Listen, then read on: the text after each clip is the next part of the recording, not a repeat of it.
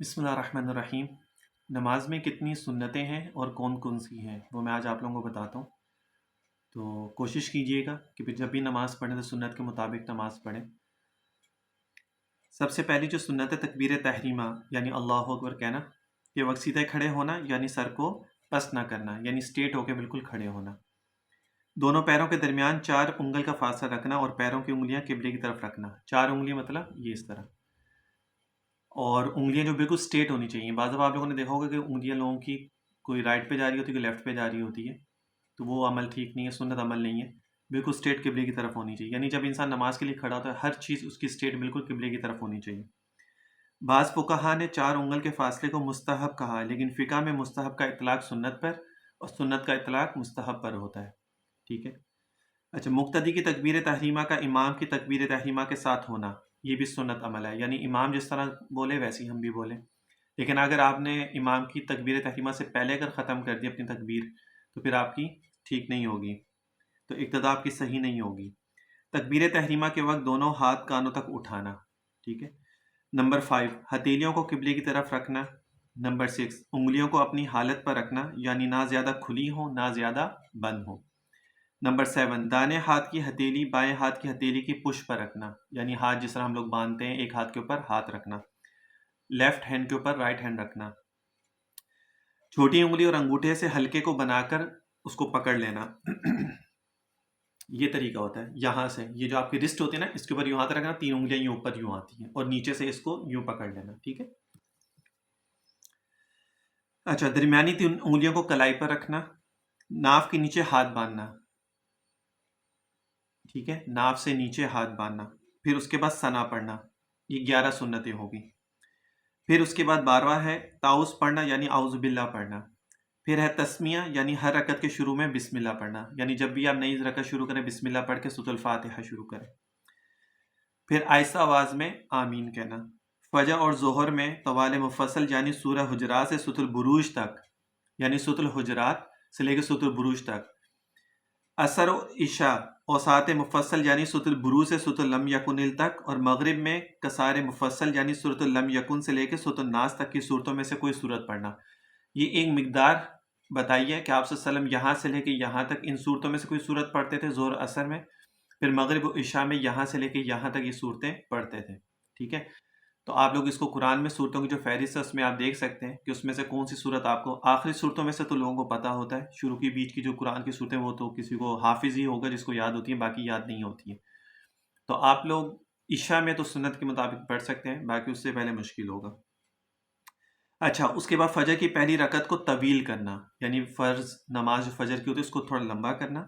ثنا، تعوذ، تسمیہ اور آمین کو آہستہ کہنا۔ ثنا سبحانک اللہم، تعوذ اعوذ باللہ، تسمیہ بسم اللہ اینڈ آمین اس کو آہستہ کہنا۔ فرض کی تیسری اور چوتھی رکعت میں صرف سورۃ الفاتحہ کا پڑھنا،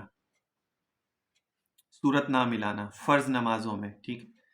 اچھا، اس کے بعد ہے رکوع کی تکبیر کہنا، یعنی اللہ اکبر کہہ کے رکوع میں جانا۔ یہ سب سنتیں میں آپ کو نمبرنگ نہیں بتا رہا، ویسے ترتیب سے بس بتا رہا ہوں۔ رکوع میں دونوں ہاتھوں سے گھٹنوں کو پکڑنا، اس طرح کر کے پکڑنا، یعنی اوپر سے اس کو، اور گیپ ہونا چاہیے انگلیوں میں، بالکل یوں جڑی ہوئی انگلیاں نہیں ہونی چاہیے۔ گھٹنوں کو پکڑنے میں انگلیوں کو کشادہ رکھنا، پیٹھ کو یعنی آپ کی جو بیک ہے اس کو بالکل برابر رکھنا، پنڈلیوں کو سیدھا رکھنا، یعنی جو آپ کے پاؤں ہیں پیچھے سے بھی اس کو سیدھا رکھنا، سر اور سرین کو برابر رکھنا۔ اچھا، رکوع میں 3 بار سبحان ربی العظیم پڑھنا۔ رکوع سے اٹھنے میں امام کو سمیع اللہ لمن حمدہ بآواز بلند کہنا اور مقتدی کو ربنا لک الحمد، اور منفرد کو دونوں کہنا آہستہ سے، اور رکوع کے بعد اطمینان سے سیدھے کھڑا ہونا۔ اکیلے پڑھیں تو سمیع اللہ لمن حمدہ ربنا لک الحمد دونوں پڑھیں۔ امام کے ساتھ ہیں تو امام سمیع اللہ لمن حمدہ، آپ کہیں گے ربنا لک الحمد، اور پھر کھڑے ہو جانا۔ سجدے میں جاتے وقت تکبیر کہنا، سجدے میں پہلے دونوں گھٹنوں کو رکھنا، ٹھیک ہے، یہ ترتیب میں آپ کو بتا رہا ہوں سجدے میں جانے کی، پہلے گھٹنے، پھر اس کے بعد دونوں ہاتھوں کو رکھنا، پھر ناک کو رکھنا، پھر پیشانی رکھنا، یعنی پہلے گھٹنے، پھر ہاتھ، پھر ناک، پھر پیشانی، یہ ترتیب ہوتی ہے سنت کے مطابق۔ سجدے میں سر دونوں ہاتھوں کے درمیان رکھنا، سجدے میں پیٹ کو رانوں سے الگ رکھنا اور پہلوؤں کو بازوؤں سے الگ رکھنا، یعنی آپ کا پیٹ، آپ کی تھائز یہ بھی الگ ہو، آپ کی ایلبو زمین کے ساتھ ٹچ نہ ہو، اور وہ بھی آپ کے یہ جو سائڈس ہوتی ہیں اس کے ساتھ یوں کر کے یوں ٹچ نہ ہو، ٹھیک ہے۔ لوگ سم ٹائم جو ہے نا وہ سجدے میں جاتے ہیں تو ایسا لگتا ہے جیسے بالکل تھکے ہوئے ہیں، تو وہ بالکل ہی اپنے آپ کو سمیٹ لیتے ہیں بعض دفعہ، اور کیونکہ اس میں ذرا سکون ملتا ہے جب انسان تھکا ہوا سجدے میں جاتا ہے تو لوگ بالکل اپنے آپ کو سمیٹ کے اور پھر وہ سجدہ کر رہے ہوتے ہیں. اس طرح نہیں ہے، ہر چیز الگ الگ ہوتی ہے. ایلبو زمین سے الگ ہوتی ہے، تھائز آپ کے پیٹ کے ساتھ ٹچ نہیں ہو رہی ہوتی ہے. کوہنیوں کو زمین سے الگ رکھنا، سجدے میں 3 بار سبحان ربی الاعلیٰ پڑھنا، سجدے سے اٹھنے کی تکبیر کہنا، سجدے سے اٹھنے میں پہلے پیشانی، یعنی جب آپ سجدے میں گئے تھے گھٹنے، ہاتھ، ناک، پیشانی، اور جب اٹھیں گے تو پھر پہلے پیشانی، پھر ناک، پھر دونوں ہاتھوں کو اور پھر گھٹنوں کو اٹھانا، یعنی جو جاتے ہوئے اسی کا اپوزٹ اٹھتے ہوئے میں. دونوں سجدوں کے درمیان اطمینان سے بیٹھنا، جو ہم بہت جلدی کرتے ہیں کہ جیسے سجدے سے یوں آئے پھر یوں چلے گئے. خشوع و خضوع جب تک نماز میں نہیں ہوگا اس نماز کا آپ کو فائدہ نہیں ہوگا. باقی آپ جتنی مرضی نمازیں پڑھ لیں، اگر اوپر نیچے اوپر نیچے اوپر نیچے ہونا ہے وہی نمازیں لپیٹ کے ہمارے منہ پہ ماری جائیں گی. دائیں پیر کو کھڑا رکھنا اور بائیں پیر کو بچھا کر اس پر بیٹھنا، جو سنت طریقہ ہے، یعنی رائٹ سائڈ کا جو پاؤں ہے اس کو اٹھا کے رکھنا اس طرح ہوتا ہے، اور یہ انگلیاں آپ کی قبلے کی طرف ہوتی ہیں، ٹھیک ہے، اور جو لیفٹ سائڈ ہے وہ اس کے اوپر بیٹھنا. دونوں ہاتھوں کو رانوں پر رکھنا.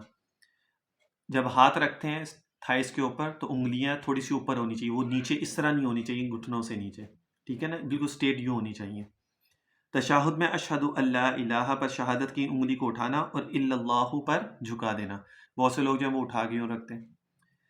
قاعدہ اخیرہ میں درود شریف پڑھنا، درود شریف کے بعد دعائیں ماثورہ ان الفاظ میں جو قرآن اور حدیث کے مشابہ ہوں پڑھنا. کوئی بھی دعا پڑھ سکتے ہیں جو بھی آپ کو آتی ہے، اس میں کوئی قید نہیں ہے، لیکن رب اجعلنی مقیم الصلاۃ زیادہ لوگ اسی کو پریفر بھی کرتے ہیں، وہی پڑھتے ہیں، لیکن آپ اس کے علاوہ اگر وہ نہیں آتی کوئی اور بھی پڑھنا چاہے تو پڑھ سکتے ہیں.